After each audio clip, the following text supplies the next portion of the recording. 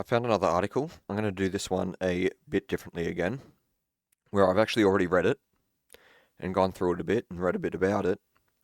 And so rather than reading it on camera and then talking about it, I'm just going to start talking about it now and just sort of highlight key points. So this is about.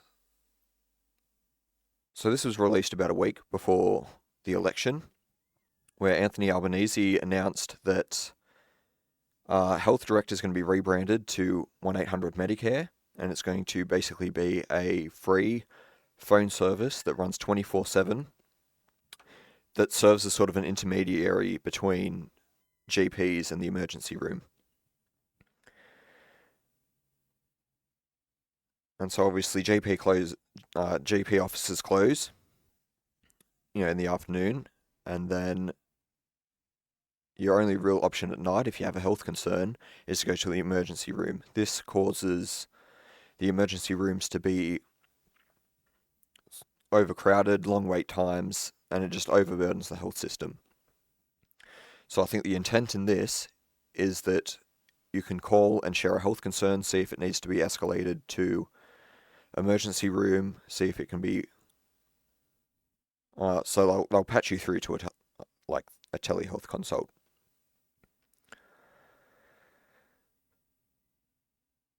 So Labor's promised $204 million to this program that's going to start the 1st of January, where they're going to revamp this whole system. And basically, you're going to ring up, and what's going to happen is you're going to be talking to a nurse at first, it seems. And they're going to advise if you need to go to hospital or urgent care, or they're going to refer you to a free telehealth consultation. So I'm not sure how that's going to work in terms of if they're going to immediately patch you through to a telehealth consultation if you need one. But that's obviously it's this program's only very in its infancy. I think I mentioned already it's going to start January 1st is when it's going to be implemented.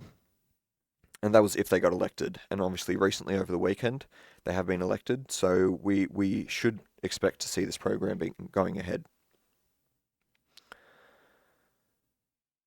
This can be really beneficial because, as I mentioned, it'll prevent the overburdened emergency care room, because a lot of people, especially after hours, will go to the emergency room just for, when it's not an emergency. When realistically, that should be reserved for people who are having an emergency. And then we're seeing long wait times, which obviously prevents people that need more immediate care from getting that straight away. It also puts a lot of pressure on doctors and nurses who are working in those areas.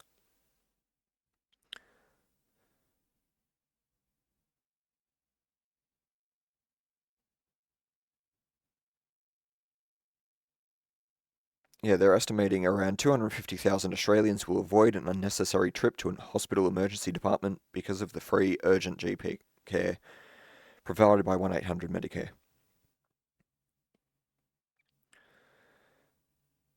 So this is helpful, and not only to prevent people from going to the emergency room, but if you're looking after an elderly person, and they do mention this, but if you're dealing with children or you're dealing with aged care, it can be quite difficult to pack up and leave in the middle of the night to go to an emergency care clinic.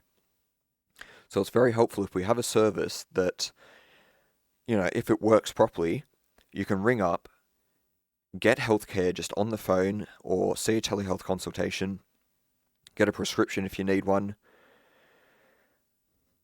and have your health needs taken care of that way. However, on the other side of this, some concerns I have are,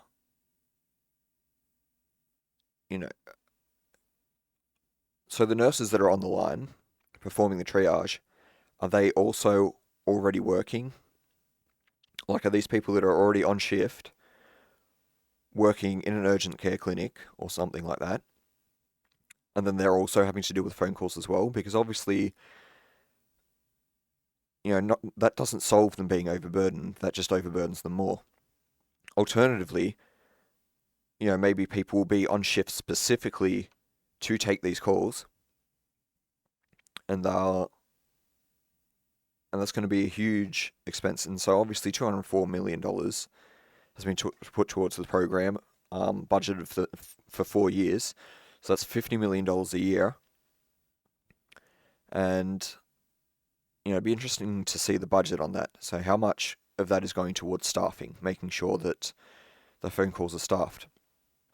Because anyone that's used Centrelink knows, and any other sort of government phone line knows that the wait times are honestly horrendous. So it's not going to solve the problem if people ring up, get a 1 hour wait time. They're not going to use the service. If they're not going to use the service, because imagine you're in that situation. Like, should I ring up and wait an hour for my health concern? Or should I go to the emergency clinic and wait an hour there? Now, they're probably going to prefer to wait an hour to be seen in person than they are to wait an hour for a phone call. So this is why it's really critical that we're making sure that we have a reasonable expectation of the demand on this, and on top of that we're making sure to meet that demand. Because I don't think this program will work if there's excessive wait times on the phone line. Not to mention, are these nurses that are performing the triaging, are they going to get additional training? And what's going to be the cost of this additional training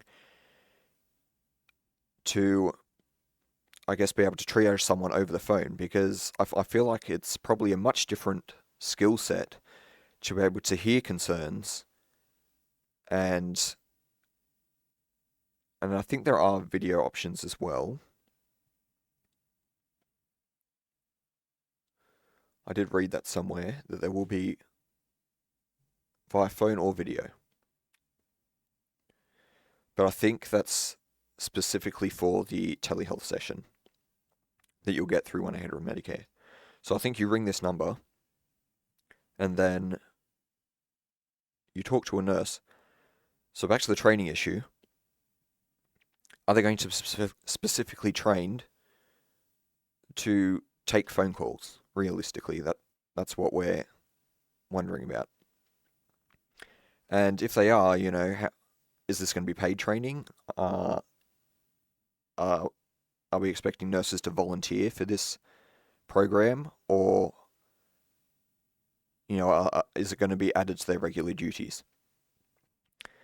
Because obviously, with a program designed to fix the overburdened system,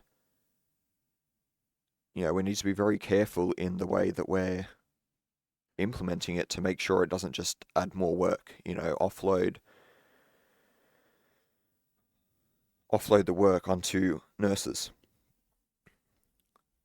And then on top of that, the telehealth sessions. Is that going to be people that are already on shift, like GPs, I presume? GPs that are already on shift, or are we going to hire additional staff to service this phone line? And so that's my major concern. Like, the major, not concern, but those are things we need to consider as this program continues to evolve and develop. Whether this is going to work or not, I think highly depends on those factors.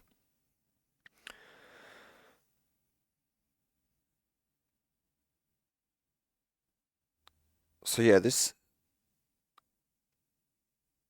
is really relevant to what we've sort of been discussing about, because in the previous 2 videos we've sort of talked about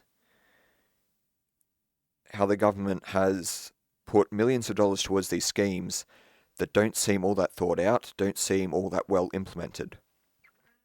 So while on a surface level, the government here is saying we're going to have a free urgent care on your phone and on your phone in your home. That's a great idea. But the implementation is really going to change how this is received and how well it works.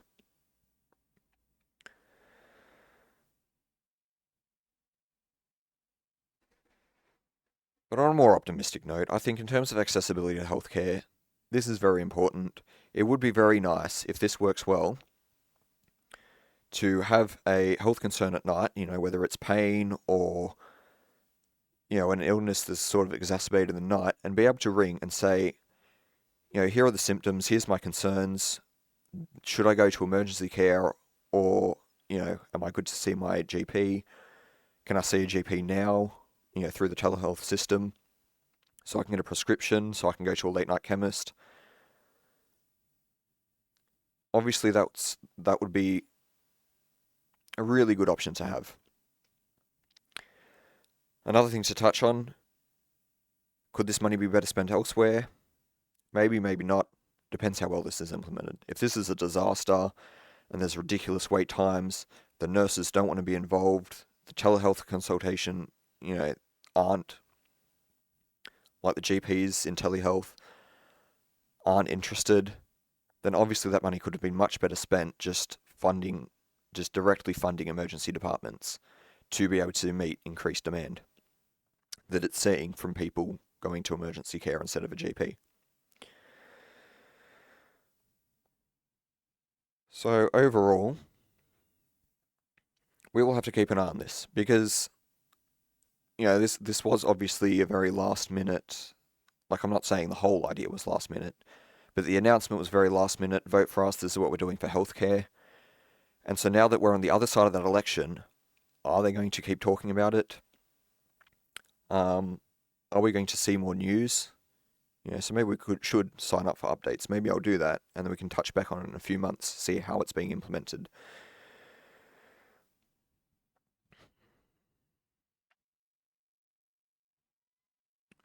One interesting thing I did notice, actually, it says it's going to be available all weekend and weeknights between 6 p.m. and 8 a.m. I think that's quite positive, because then it's supplementing accessibility to healthcare while GPs are closed, rather than trying to compete with them. Because obviously, as I mentioned, maybe having nurses employed to do this service, like specifically, rather than as additional to their other duties.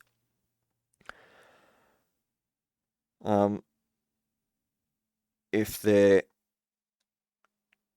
just rostered, if they're rostered on all day while GP clinics are open, then we're sort of just wasting money. We're dividing up sort of. So, some people will be calling 1-800 MEDICARE, some people going to the GP, and then the services are being underutilized. This is another important thing.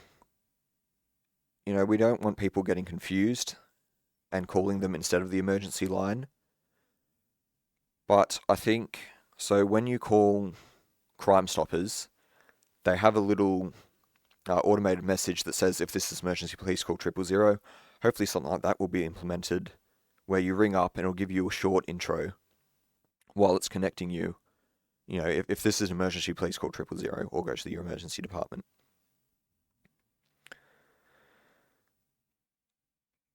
But I don't have much else to say about that, I don't think. At least not for now. So we'll keep an eye on it in the coming months, and if I need to, I'll make another video on it. Thank you.